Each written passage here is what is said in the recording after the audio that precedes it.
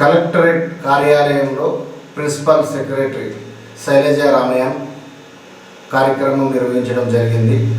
6వ తేదీ నుంచి 12వ తేదీ వరకు జరిగే 99వ ప్రణాళిక కార్యక్రమాలపై అవగాహన కార్యక్రమం పెంచుతూ అధికారులకు పలు సూచనలు చేశారు. కార్యక్రమంలో జిల్లా కలెక్టర్ గరిమా అగర్వాల్ మరియు అన్ని శాఖల అధికారులు పాల్గొన్నారు.